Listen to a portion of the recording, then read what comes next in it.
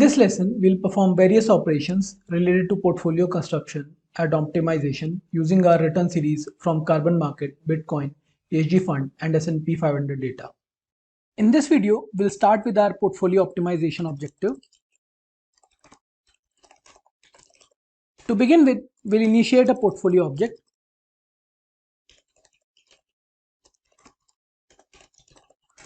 First, as I did earlier, I'll create a copy of my asset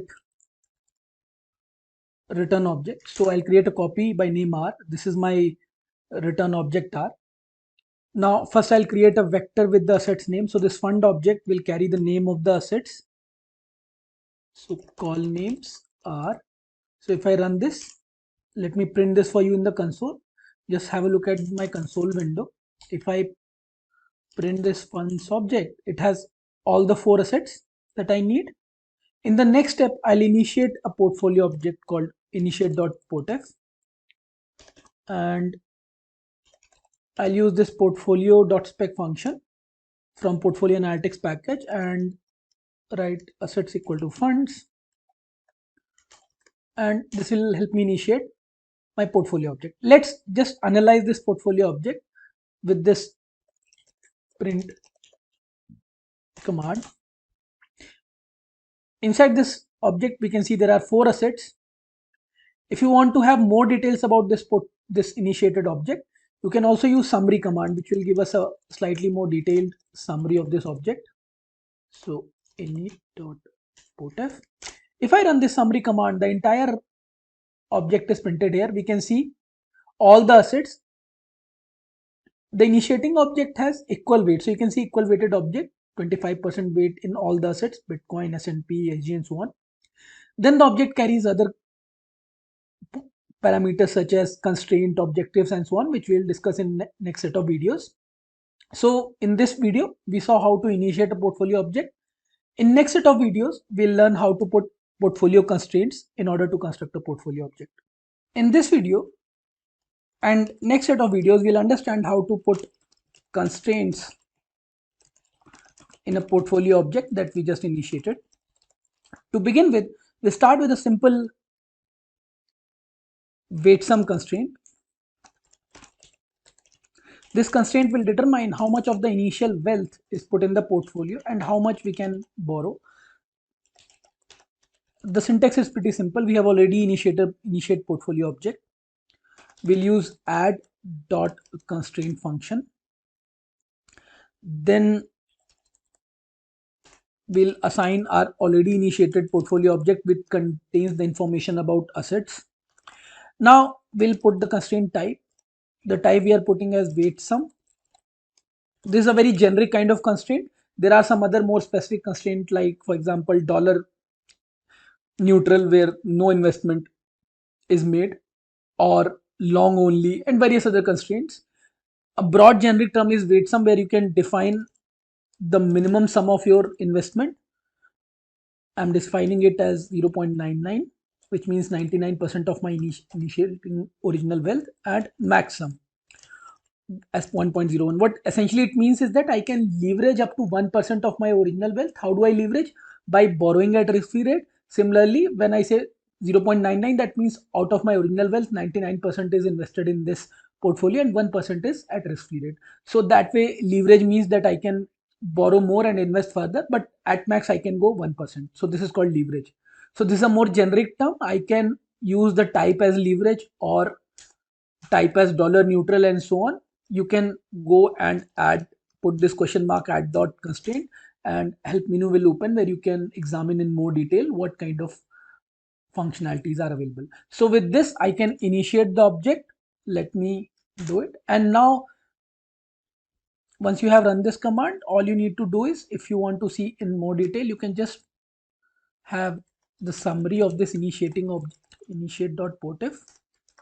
So once you summarize, you will have some information. For example, notice that this constraint command has been run. If you want to see in a simple term, you can just run this initiate portf. You can see that one weight sum constraint has been enabled. So this is one constraint which is enabled. Let me introduce one more constraint in this video. So you can also add box constraint, which essentially determines what are the limits for each of the asset. For example, again similar structure will be required, where I'll use now this init dot. Now this init dot portfolio object that I'm using, it has updated and it already carries one weight sum constraint. Now this time I'm adding a box constraint which will put restrictions on individual assets. So I'm putting a minimum of 0.05 and maximum of 0.9. That means each of these four assets, I have four assets: carbon future, Bitcoin, ESG fund, and S&P 500. So I'm saying that minimum investment in each of the assets should not go below 5% of my wealth, and maximum should not be more than 90%. So this is my box constraint. So now if I print this initiate portf object, I can see that a new box constraint has been also enabled. Lastly, I would also like to add one more constraint called group constraint.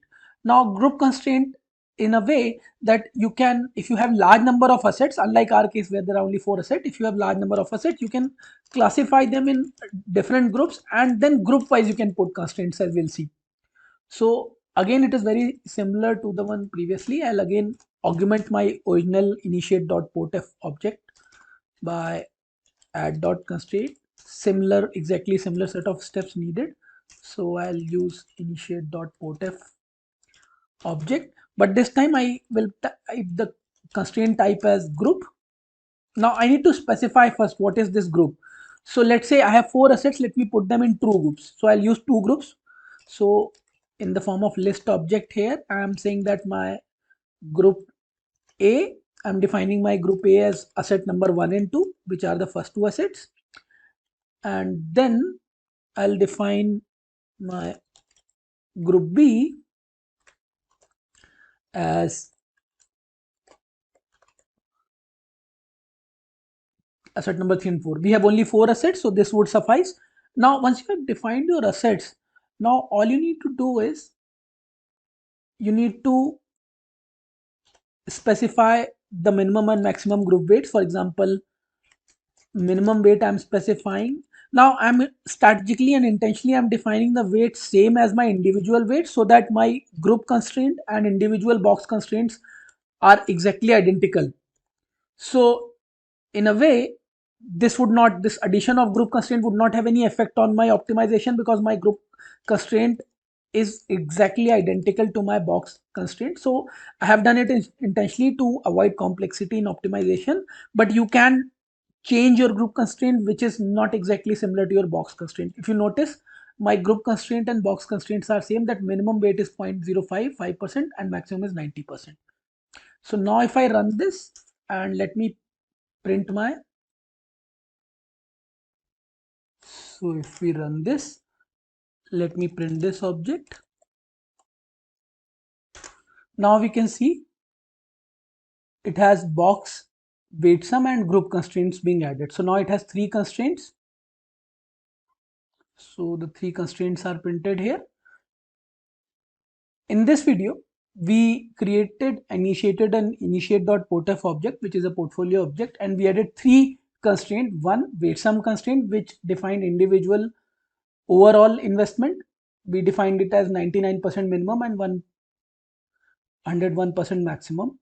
Then we added a box constraint, which put constraint in individual assets. We put as 5% minimum and 90% maximum as box. And group constraint, which is again similar. We defined two groups of our assets, asset number 1, 2 and 3, 4 in same groups. And then for both the groups, we defined minimum investment as 5 and percent and maximum as 90%. These constraints are exactly identical to box constraint that we added earlier, but for more practical purposes, we can change those constraints as well. In next set of videos, we'll understand how to assign objective functions to this portfolio object. In a series of next few videos, we'll create portfolios with certain pre-assigned objectives, optimize them, we'll optimize these portfolios, and then visualize and find some of the summary measures. To begin with, we start with a portfolio with maximize return objective. So this is our first portfolio. In this video, we'll try to construct this portfolio with the objective to maximize returns, and then try to optimize with three solvers or three optimizers, which is ROI, DOptim and random portfolio. Let's see how to do it. So first, let us create this maxrit dot potf portfolio, maxrit dot potf, and we'll use this add dot objective function. Again, we have already created a portfolio object called as initiate.potf. We'll use this objective, already constraints are defined, but now the type of objective is return. So we are trying to maximize our return, and the name of the return is mean. So mean is to be maximized, which is in a way of saying that return, average return needs to be maximized. Now this is our object. When I print this object, notice those earlier predefined constraints, that is weight sum box group, they are there, and additionally an objective is added. Now in addition to that, to this objective, I'll add one more objective, which is addition of standard deviation. However, this is only required so that our portfolio object carries the computation of standard deviation also, but we do not exactly want to do anything with standard deviation in terms of objective per se. So the trick is that even though we are using this add objective function, and in that we have already defined maxret object, since we want to compute standard deviation, which is a type of risk, so the type is risk and the name is standard deviation. But we do not want the standard deviation to be used in optimization in any manner. It's just that we want the computation of standard deviation. So we'll smartly use this parameter multiplier as 0, which will ensure that even though standard deviation is computed, but it is not utilized in optimization function. So now we'll perform optimization with 3 optimizers. What are these optimizers? First,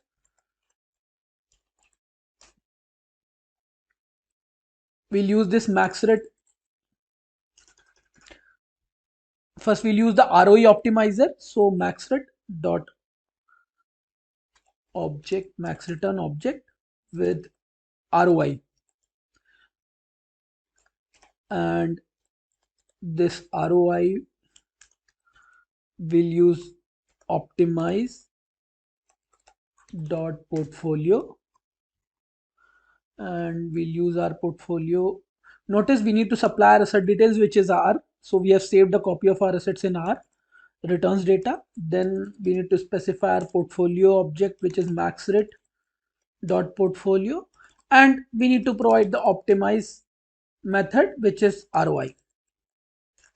So with this, we are ready to optimize. Let me just make it more visually simple. So this is our overall object, which you can run, and then you can print also. Then you can print our, you can first, I would show you how to extract weights. So you can extract weights. Notice 8% in Bitcoin, 5% here, ESG fund 5%, another 82.5 in UA future. So you can print weight, or if you want the summary of complete object, you can directly either print this object here. So you can directly print the full object. When you print this object, it gives you the weight, which we have already seen, and it also tells us when the optimization takes place, what is the mean return, which was maximized. So this is the maximum return 0.1678, which is the maximum daily return, and at this return, this is standard deviation. So standard deviation has not been utilized in optimization, only that it is computed for our maximized return observation. So this was, first we did the ROI optimizer. We used it through ROI optimizer. Next, we'll use doptim. So I'll not rewrite the whole code. A small tweak. We'll just change ROI to D. Here I need to provide doptim. So I'll create a doptim optimizer through DE optim. But when you are using this doptim, you need to also tell how many iterations or the kind of portfolios that will be produced to for the optimization purpose. So you need through search size parameters. So how many portfolio objects to be created? So approximately 2000 is a good number based on my experience, and also trace as true, so that all the computations that are done as a part of optimization are available for computation of different measures. So first, let us run this optimization objective. It may take some time. We have defined 2000 portfolios. Depending upon the size of number of portfolios that are to be created, it will be there. So now it has optimized. So let us print the weights. Weights seem to be pretty similar to what we have got from ROI, because the objective is pretty simple: maximization of returns, average returns. So we are getting similar weights as we got from ROI, but they may differ also. We can print the whole object and we can see the mean returns are also very similar, because weights are similar. So mean return or average returns and standard deviation is also very similar. Lastly, let us do it with the random portfolio also. Random portfolios optimization. So for that, again, I'll copy paste this. I'll just copy paste, and here I'll use RP for random portfolios. And all I need to do is I need to just smartly modify the code a little bit. I need to just here write random, so that it knows that random portfolio generation is to be used for optimization module. So it will optimize. Let us run this RP. While it may take some time, I can modify D to RP. So first, let us wait for the schedule to run. So this red symbol shows here that it's still running. It may take a few seconds extra.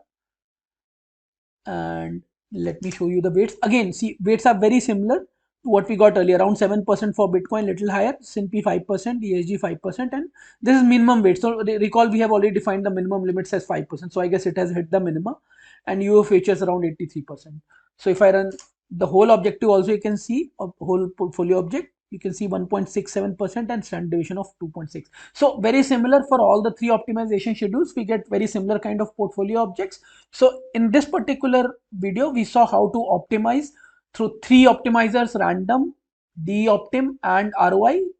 How to solve this optimization problem. We created these three objects. We saw the weights for all the three optimization schedules. Weights were pretty similar, around 5% for ESG and S&P, Bitcoin around 7%, and UF around more than 80, sometimes 83, and so on. Overall, the expected return from this portfolio object are around 0.17% and standard deviation of 2.61%. In next set of videos, we'll try to visualize these three portfolio objectives and make more sense out of it.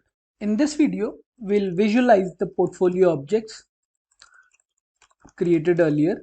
So first we'll visualize portfolio weights, and I'll use this parmflow command to plot all the three portfolio objects in one window. So this will create three plotting windows for us in one same region. Now first and foremost, I'll use this chart.weights command, weight function, which will help me plot it appropriately, the max return object. So first I'll use max ROI object, and central heading as maximize returns with ROI. So that is one object. And next, I'll not retype it. I'll use the same, and this time around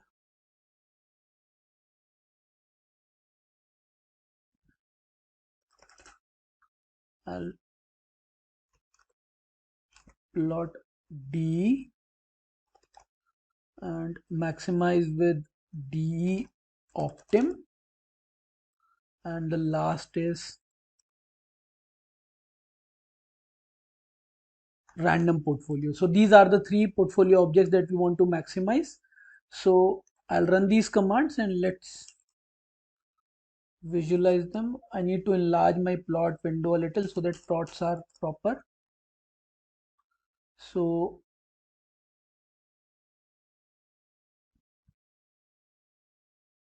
notice the three plots are there: ROI, DE optim.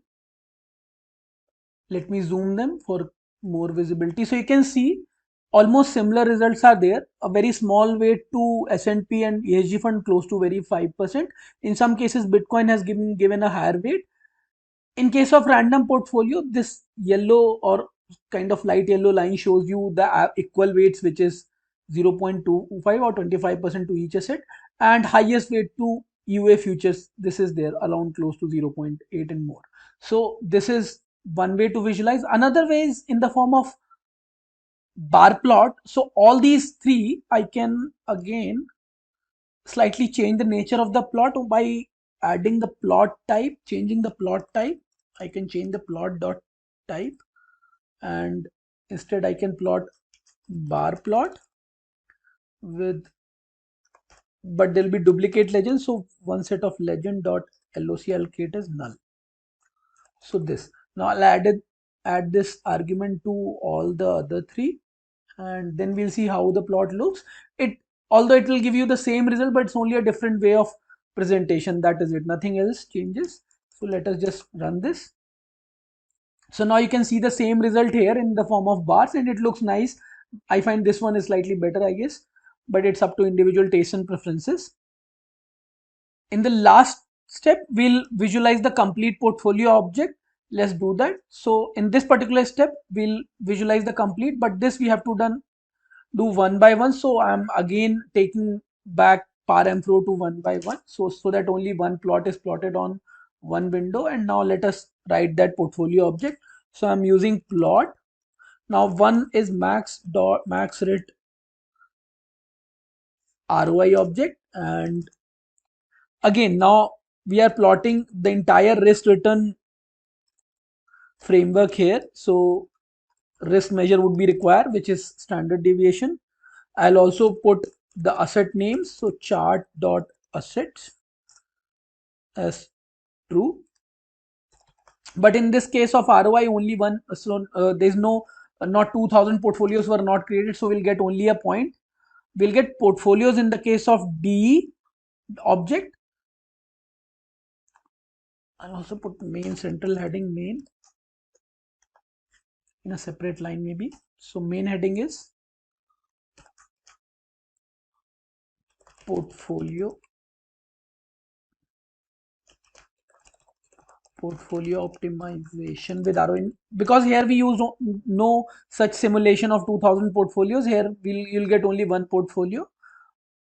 In other cases, for example, in DE and random portfolios, we'll see a set of portfolios that were utilized in the optimization process. So this is with DE, and I'm using chart.assets as true so that we can see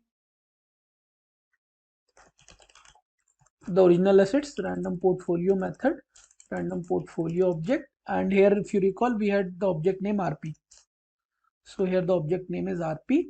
And now let's visualize them one by one. So first I'll use the ROI. Let's see how it appears. So it seems that this first object will not be able to create because there are no such 2000 portfolios. So we'll stick to the two objects, that is DE. So let me first plot DE for you. So you can see on risk returns, on x-axis we have risk, on y-axis we have returns, and we have all the series of portfolios that were simulated. Let me zoom this. So on the very right there is Bitcoin, S&P is there, ESG is there, UA futures are there. This is for DE optimization. We can see the optimum portfolio in blue. We can also see the weights. As we can see, UA futures has the highest weight and very small weights to Bitcoin, S&P and ESG. Probably there because maybe they have high risk. As we can see, Bitcoin is all very far right on the x-axis, so it's riskier. EA futures are somewhere in between, ESG and S&P on the very left. And this is our optimal portfolio, and this is entire feasible region. So essentially we are plotted the entire feasible region, and this is our optimal portfolio.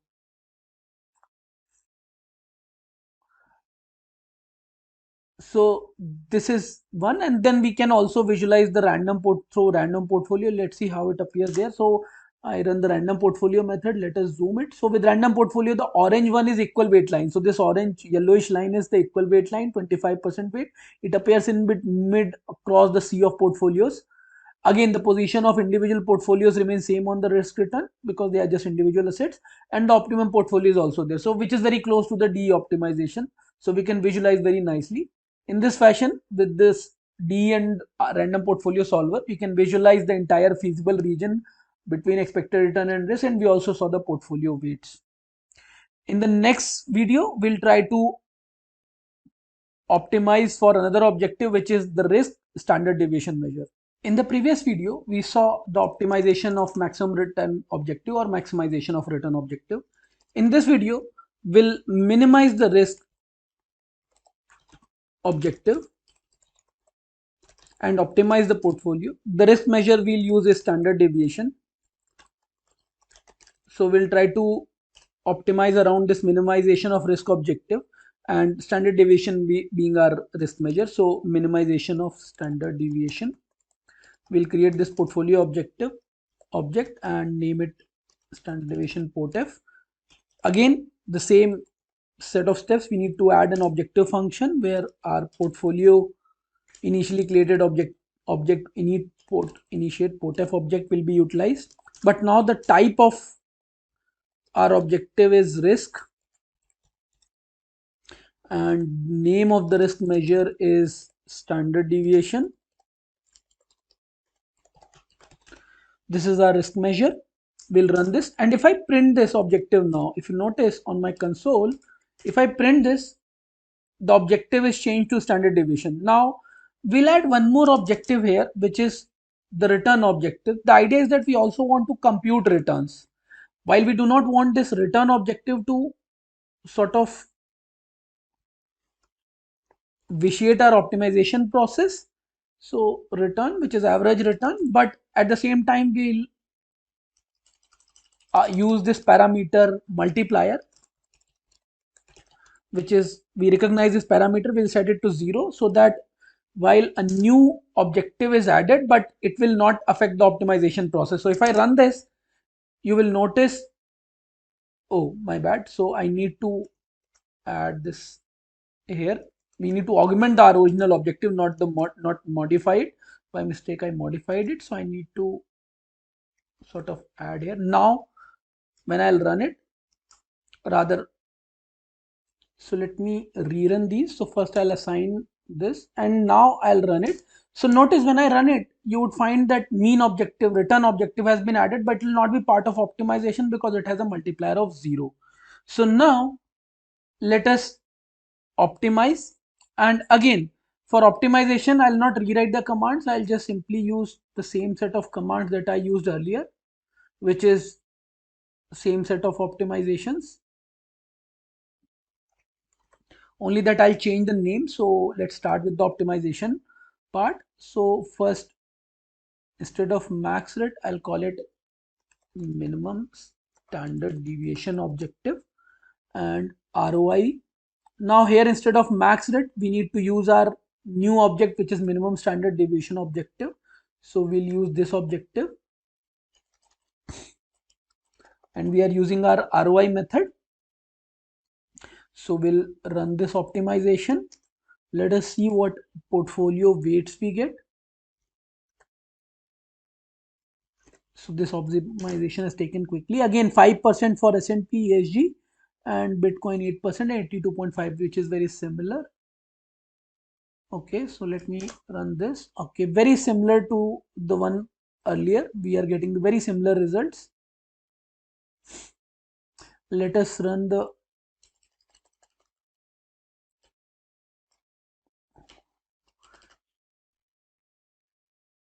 minimum standard deviation objective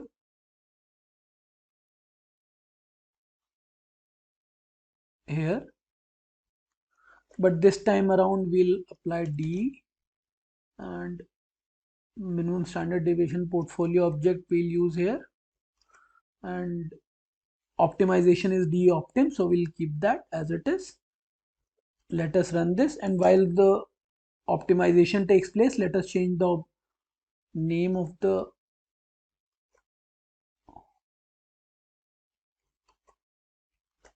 objective function. So let's see what weights we get. Again, 0.5% to this S&P, 10% ESG fund. So okay, so if I need to correct it for the previous object. Let us see first the earlier ones. Let us first optimize for the ROI. Let's see what weight we get. So for ROI, the weights are pretty different, but when I run it for D-optim, you notice the weights are pretty different. So pretty different weights we get. So let us also try for D-optim. We are getting very different weights for both the optimizations, D-optim as well as ROI. Let us run the same for random portfolio objective RP. Again, we'll use our minimum standard deviation POTF objective, and let us run the optimization. And while the optimization runs, let us modify the codes. So it may take some time. So previously you can see around 5% for Bitcoin, 6.8 for S&P 500, and 80% for ESG and 5% for UA future. This was for DE Optim. Let us see for random portfolio optimization. Okay, 5% for Bitcoin, 5% S&P, and 80% ESG fund, UA futures 5%. So very similar kind of weights, and the return. In fact, here the objective standard deviation, which is around 1.2, and expected return of very small, around 0.03%. If I print the DE objective, again very similar, 0.033% return and 1.2 standard deviation. While if I run the ROI object, it gives me 5% for ESG and S&P, and 8% for Bitcoin, 82% for EU futures. So slightly different result. In the next set of video, we'll try to visualize. So in this video, we optimized with an objective of minimizing the standard deviation, which is a risk measure, and we found a very heavy weight for both random portfolio and DE Optim, very heavy weights for this UA future. So we can see here for ROI it was 82%, but when we ran it with the DE Optim, we got 81 for ESG fund. So different set of weights, and in next set of video we'll try to see the weights and overall feasible region. Previous video we constructed and optimized our portfolio with the objective, that is to minimize risk, and risk measure was standard deviation. In this video we'll try to visualize various parameters of the portfolio, particularly the portfolio weight, and we also see its performance on feasible region. But we'll not rewrite the codes. I'll simply copy paste the previous codes on visualization and just modify them a little bit. So I just copy paste the same code on the visualization. Here recall our objective was minimize standard deviation. So minimize standard deviation with first with ROI, minimize standard deviation. We minimize standard deviation with ROI first, then minimize standard deviation with DE Optim objective, and lastly with random portfolios. So these are three objectives that we have.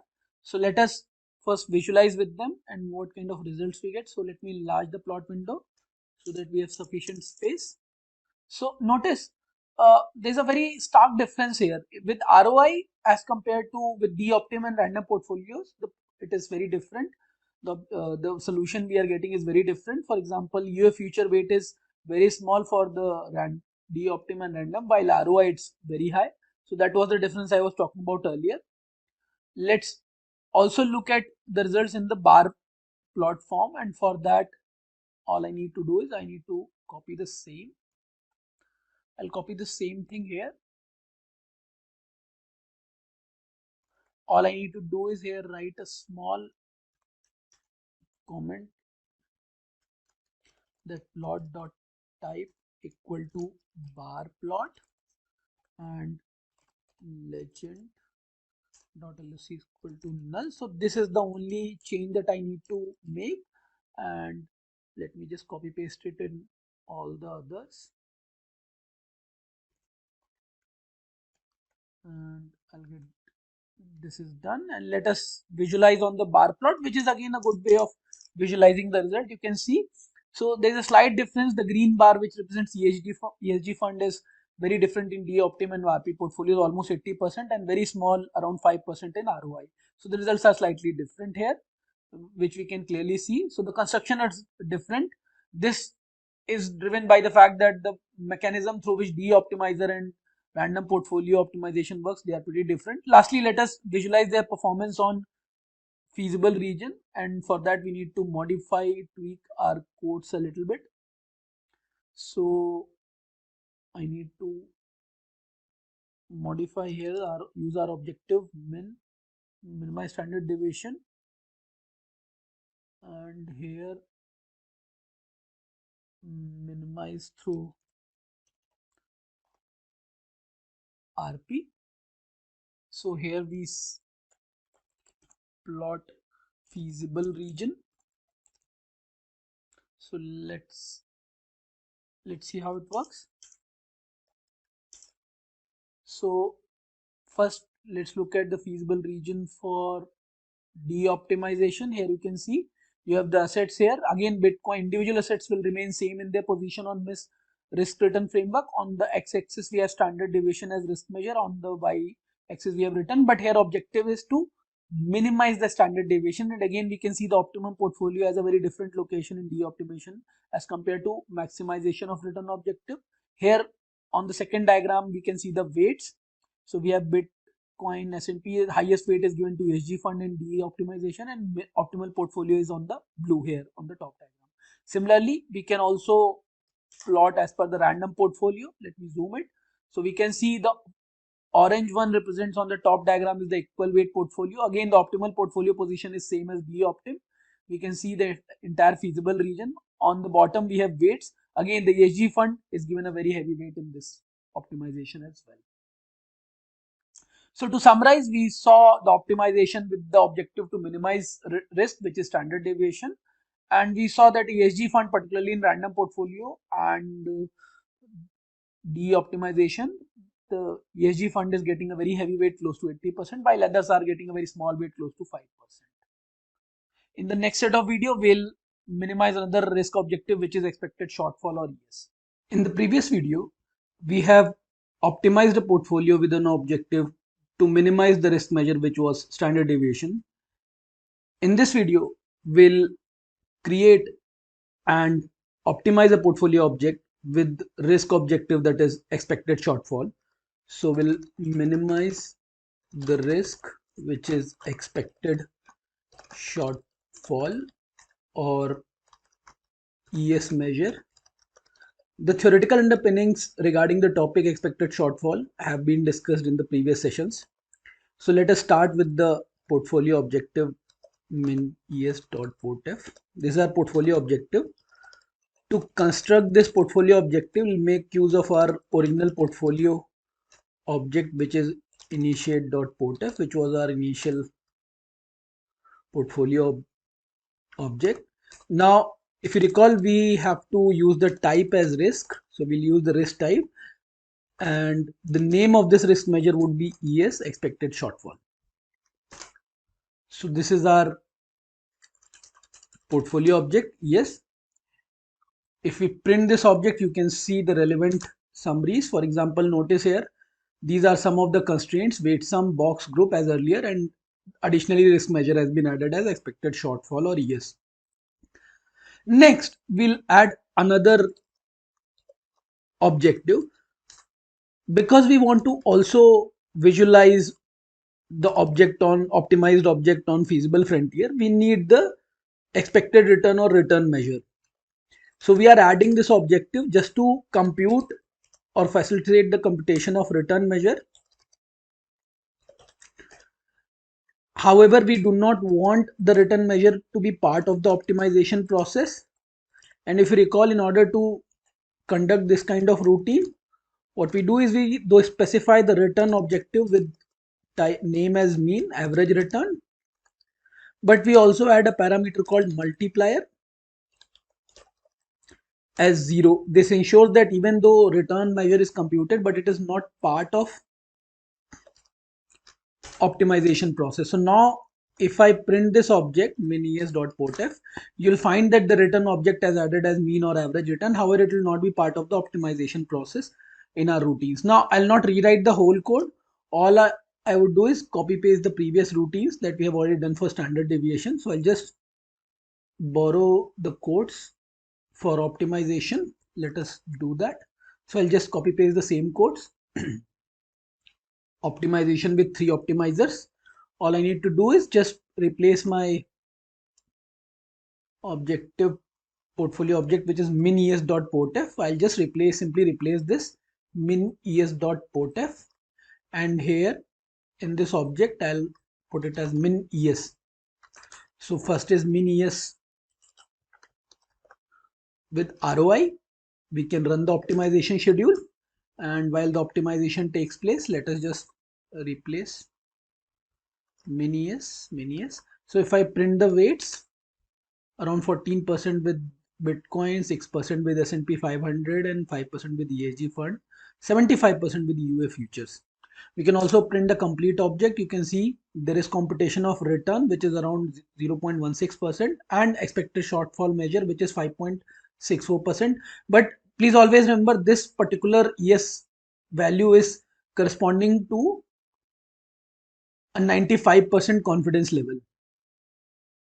So whenever you are computing the ES measure, we should ideally, by default, this number is taken as 95, but you can specify this number. In this case, we did not mention.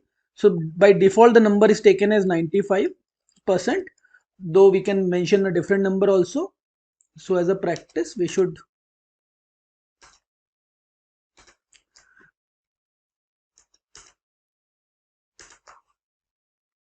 optimize with 95%, which is the generic case.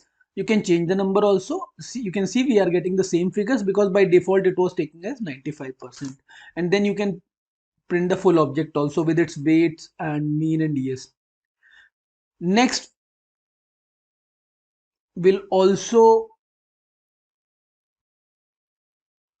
compute this for D-optim. With the D-optim optimizer, we'll perform these computations with D-optim. So I'll compute the D-optim measure. Let me do that. And we'll print the weights along with the portfolio object. So suddenly there's a drastic change. Now ESG fund is getting around 76%, while others like Bitcoin is 10%, S&P 5.6, UA future 6.4% of the weight. We can again print the whole object.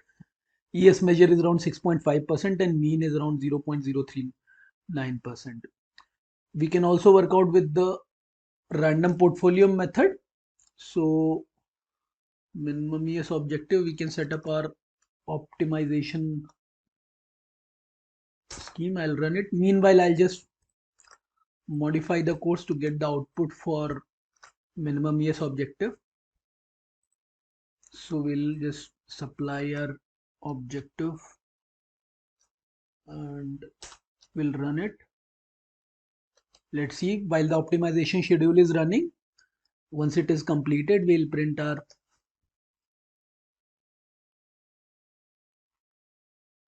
object.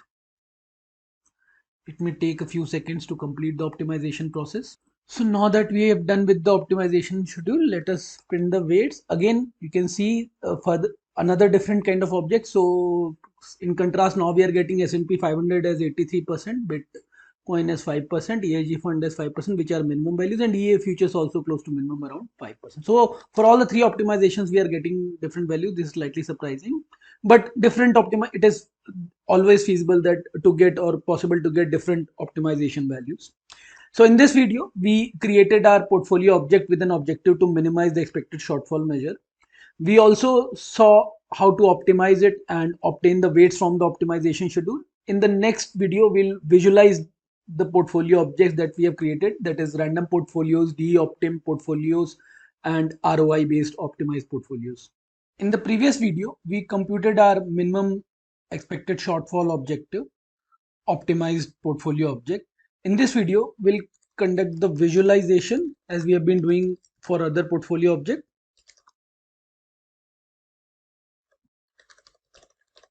So I'll not rewrite the whole codes of again. I'll just copy paste the previously executed code for standard deviation.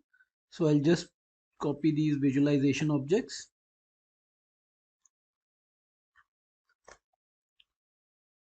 And paste them here. All I'll do is just change our optimized portfolio object. For example, in this case, our first, this thing is ROI. So minimized ES with ROI.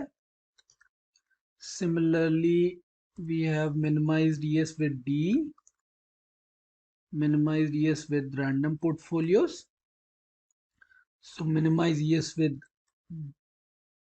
DOptim, minimize yes with random portfolios. So this is our first set of portfolios. Let us visualize that. So I'll create with this PowerM 3, we have created 3 plotting windows. I'll run it, and now I'll run our plotting objects. So you can see all the 3 objects that we have plotted. You can see that when optimization goes with ROI, very different set of weights are there with DEoptim and random portfolios. For example, the highest weight, almost close to 80% weight, is given to UA futures with ROI, and with DEoptim ESG fund is getting close to 80%, and while with random portfolios S&P 500 is getting 80%. The yellow line in the third graph is for equal weighted portfolios with 25% weights. But see, with different optimization schedules, different portfolio objects, the different composition of portfolio objects is being obtained here, which is interesting. Next, let us visualize the same weights in the form of bar plot. So for that, all we need to do is I can make use of the same set of code, only that I'll specify the plot type as bar plot, and also legend.loc as null. So this would do the job. So I'll just, the same thing I need to do with all the plots.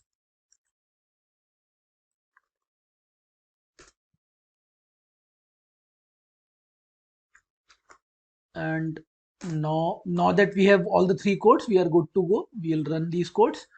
Again, the visualization will be of weights only, just a different measure or way of representing the plots in the form of bar plot. You can see again same result. With ROI, you have ESG UA futures has the highest weight, almost 80%. With DEoptim, you have ESG fund as 80%, close to 80% with random portfolio. So this is another way to represent the same result that we obtained earlier.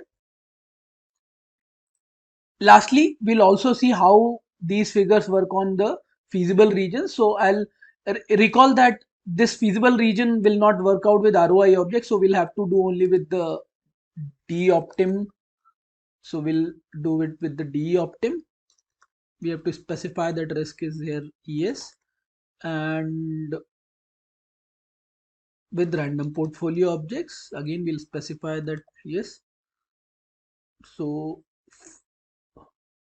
let me print the objects with one by one. Again, we'll make use of one full plotting window. So first I'll use with DEoptim, and you can see the feasible region.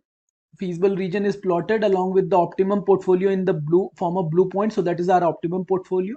You can also see again the position of Bitcoin, S&P, UA futures, and ESG fund on the risk. So on y-axis we have average return or mean. On x-axis we have expected shortfall measure, on which the feasible region is plotted in the form of different portfolios. These are feasible portfolios. For example, UA futures, S&P, and ESG fund are also there. Each of these points would indicate 100% investment in, let's say, UA futures, or 100% investment in Bitcoin. Then this kind of portfolio will appear. You can see here Bitcoin is the most riskiest. You can see in our optimum portfolio, the weights are visualized in the bottom, where you can see highest weight is to ESG fund as per the DEoptimization. If I run the same thing with the random portfolio, a slightly different sort of plot will appear. You can see that. Let me zoom it for you. So you can see that the yellow portfolio on the feasible region is equal weighted portfolio. Optimal portfolio is also shown. You have individual portfolios like UA futures. Their location will obviously remain same because these are individual portfolios. But the optimum portfolio will differ because now the weights have changed. For example, now we have highest weight allocated to S&P 500, almost 80%. So the location of optimum portfolio will shift slightly. But you can visualize how on the feasible region the optimum portfolio appears. And also you can visualize the weights in this optimum portfolio of all the different assets. So to summarize, in this video, we visualized our portfolio objects, all the 3 objects with ROI. We visualized the weights, we plotted their weights, and for all the 3 objects, that is ROI, DEoptim, and random portfolio optimization. And in the last step, we visualized our 2 portfolio objects, that is DEoptim based optimization and random portfolio based optimization on the feasible region, and we also saw the location of optimum portfolio. In the next video, we'll start with the optimization for Sharpe ratio, which is a combination of return and risk measure, where risk is standard deviation.